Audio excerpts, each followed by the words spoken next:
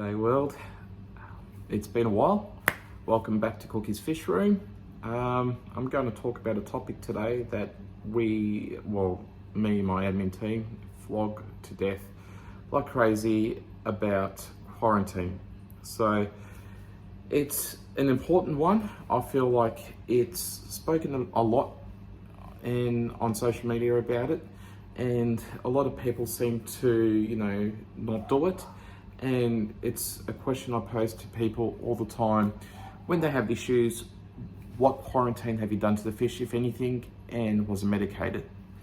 I know a lot of people are against medicated, quarantine, but I feel personally that it's important because we bring in a lot of diseases into it and parasites into our tanks, and just by observing, you can't always tell what they have.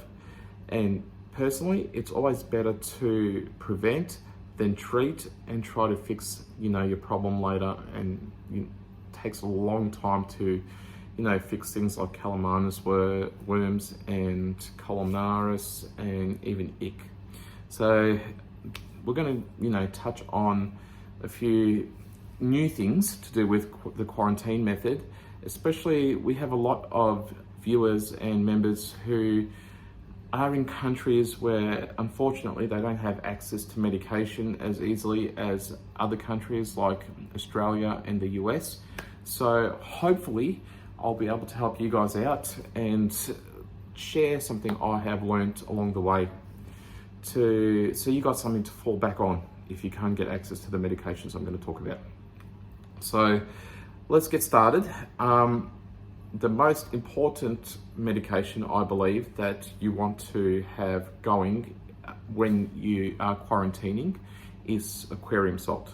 Not Epsom salt, but aquarium salt.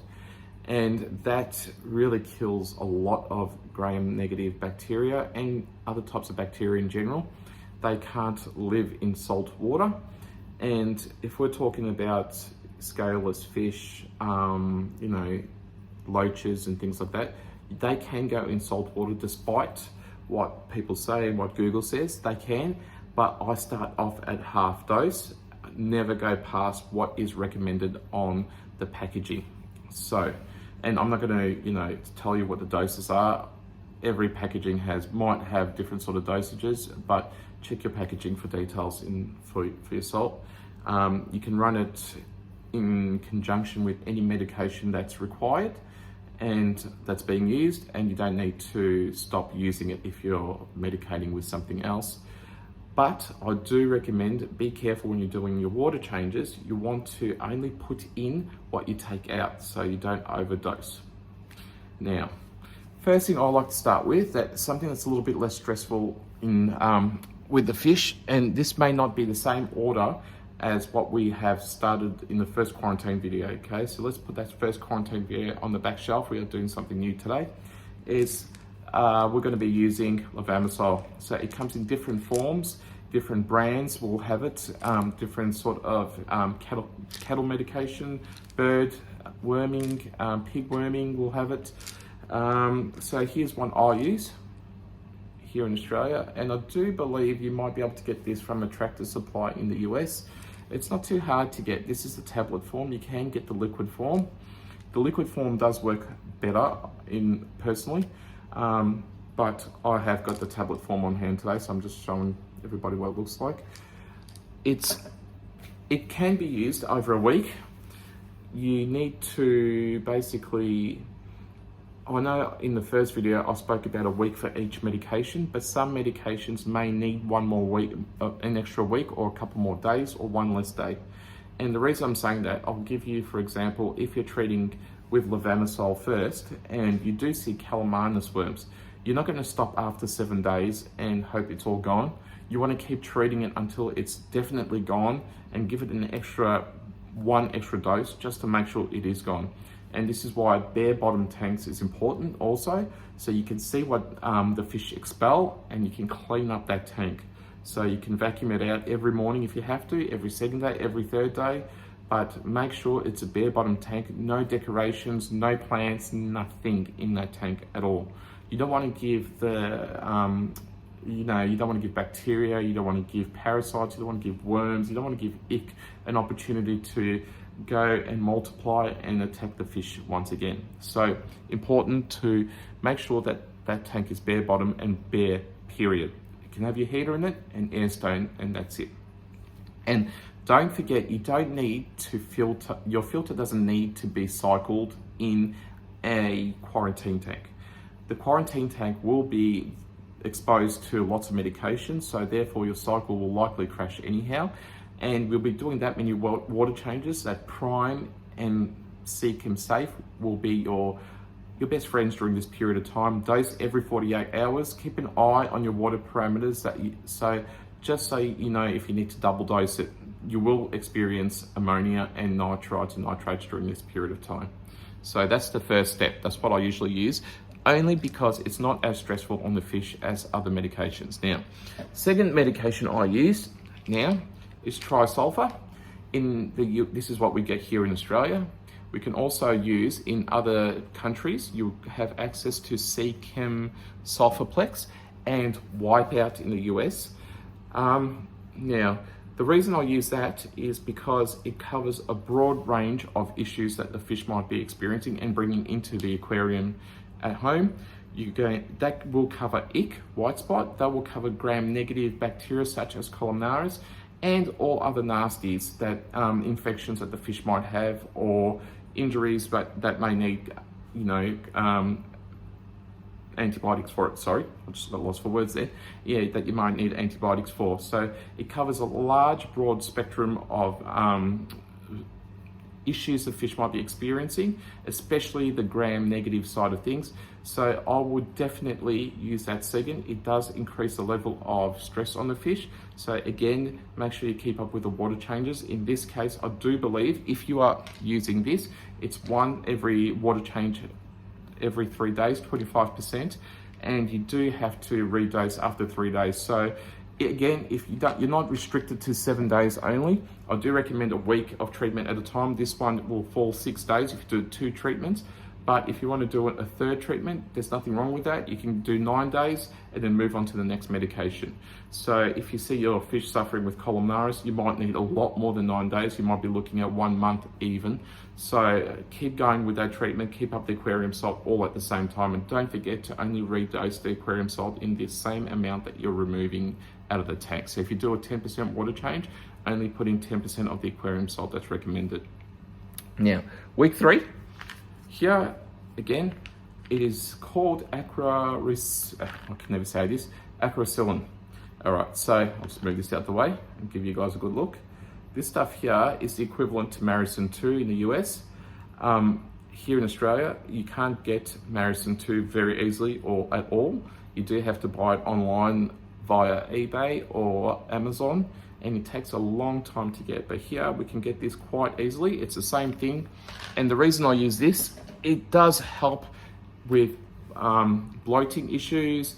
It does help with infections again, that doesn't fall under the Tri-Sulfur umbrella. And it also helps with dropsy if there's anything in that, in that spectrum or that range that's causing the fish issues it's bringing into the aquarium.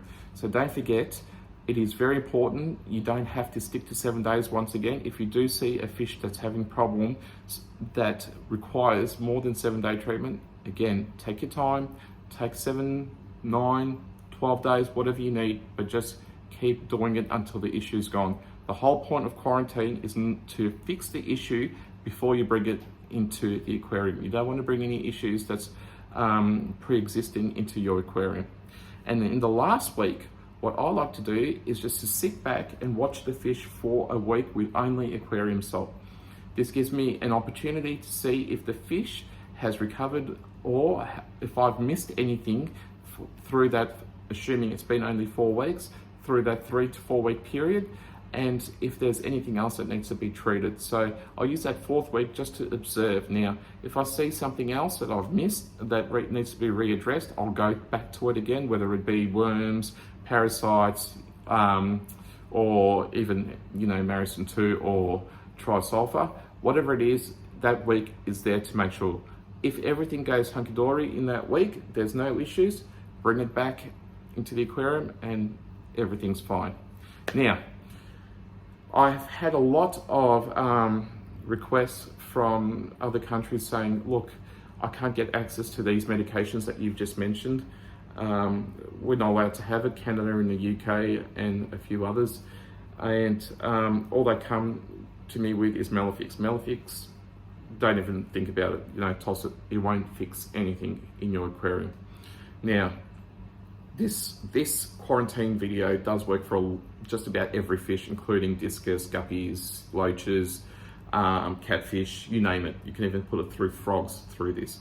But Melafix can do more damage to some of these fish than good. So just toss it if you got it. It ain't gonna help you.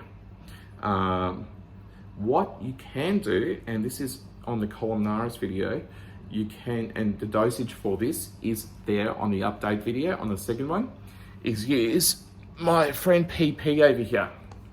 I'll just give you the name. Okay, so this stuff here will help you through a bind if you can't get any other medication at all. So you can put your fish through a 2-week treatment of baths twice a day and give it, you can do it just a 2-minute bath. It doesn't have to be long. The dosage for the bath, again, is on the columnaris video. Watch that and watch the fish, and you can sprinkle some in the tank itself along with aquarium salt. So aquarium salt is easily accessed in most countries. This will help you with most infections, parasites, worms, help you through columnaris. If you don't have access to any of the sulfur medications, dropsy, it will get you through just about everything. Now, everybody can have access to this. This is sold online just about in every single country or at a pharmacy, and there's nothing stopping you if you do have access to it and you have all the other medications to actually treat your fish with some of that also. But, you know, it's not necessary excess medications. We do try to stay away from it.